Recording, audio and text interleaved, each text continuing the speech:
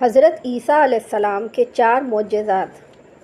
حضرت عیسیٰ علیہ السلام نے بنی اسرائیل کے سامنے اپنی نبوت اور معجزات کا اعلان کرتے ہوئے یہ تقریر فرمائی جو قرآن مجید کے سورہ آل عمران میں ہے، جس کا ترجمہ یہ ہے کہ وہ رسول ہوگا بنی اسرائیل کی طرف فرماتا ہوا کہ میں تمہارے پاس ایک نشانی لایا ہوں تمہارے رب کی طرف سے کہ میں تمہارے لیے مٹی سے پرندوں کی صورت بناتا ہوں، پھر میں اس میں پھونک مارتا ہوں تو وہ فوراً پرندہ ہو جاتی ہے اللہ کے حکم سے، اور میں شفا دیتا ہوں مادر جات اندھے اور سفید داغ والے کو، اور میں مردے زندہ کرتا ہوں اللہ کے حکم سے، اور میں بتاتا ہوں جو تم کھاتے ہو اور جو تم اپنے گھر میں جمع کر کے رکھتے ہو، بے شک ان سب باتوں میں تمہارے لیے بڑی نشانی ہے اگر تم ایمان رکھتے ہو۔ اس تقریر میں آپ نے اپنے 4 معجزات کا اعلان فرمایا ہے۔ پہلا، مٹی کے پرندے بنا کر ان کو پھونک مار کر اڑا دینا۔ دوسرا، مادر جات اندھے اور کوڑھی کو شفا دینا۔ تیسرا، مردوں کو زندہ کرنا۔ چوتھا، جو کچھ کھایا اور جو کچھ گھروں میں چھپا کر رکھا ان کی خبر دینا۔ مٹی کے پرندے بنا کر اڑا دینا۔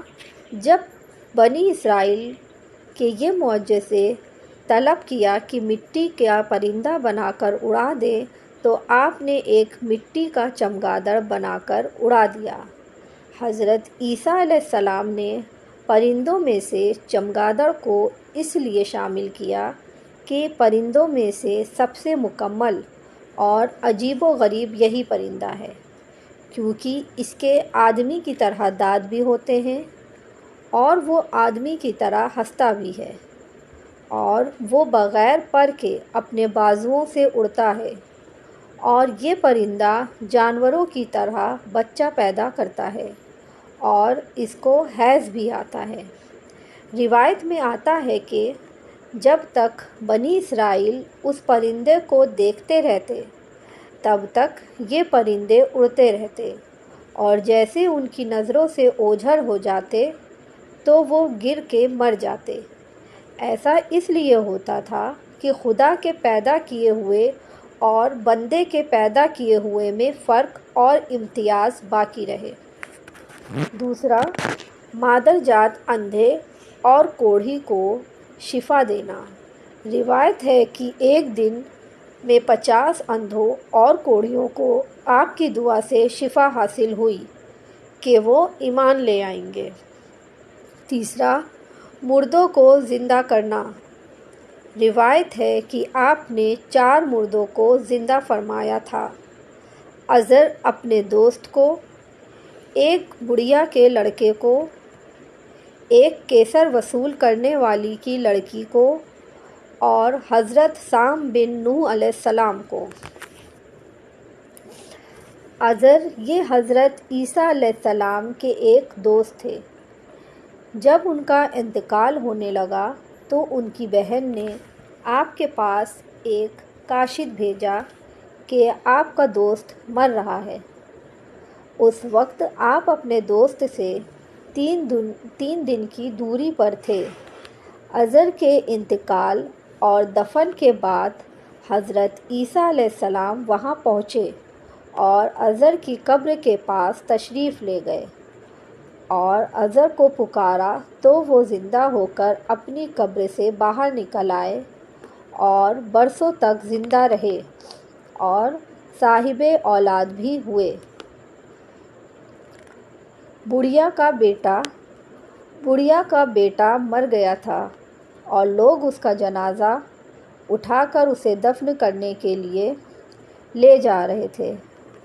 حضرت عیسیٰ علیہ السلام کا ادھر سے گزر ہوا تو وہ آپ کی دعا سے زندہ ہو کر جنازے میں سے اٹھ کر بیٹھ گیا اور کپڑے پہن کر اپنے جنازے کی چارپائی کندھے پر اٹھا کر اپنے گھر کی طرف چل دیا اور مدتوں تک زندہ رہا۔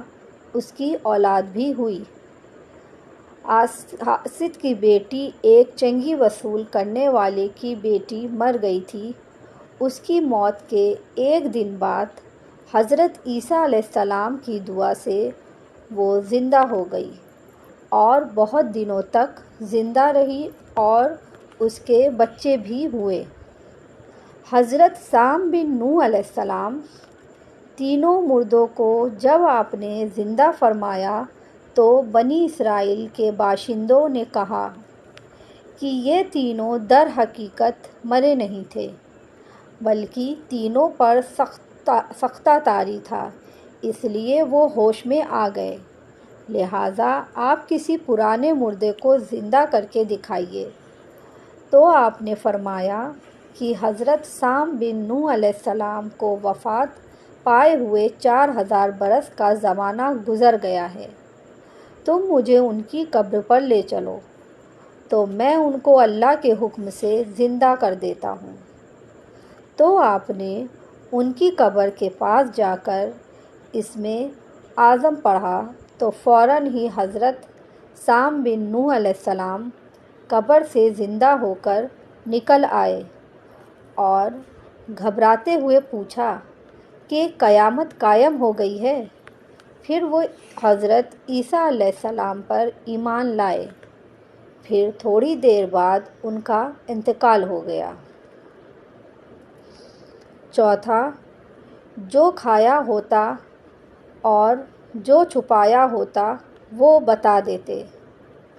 حدیث شریف میں ہے کہ حضرت عیسیٰ علیہ السلام بنی اسرائیل کے بچوں کو ان کے ماں باپ جو کھاتے اور جو اپنے گھروں میں چھپا کر رکھتے ان کے بارے میں بتا دیا کرتے تھے۔ جب ان بچوں کے ماں باپ نے پوچھا کہ تمہیں ان باتوں کی خبر کیسے ہوتی ہے تو بچوں نے بتا دیا کہ حضرت عیسیٰ علیہ السلام انہیں بتاتے ہیں۔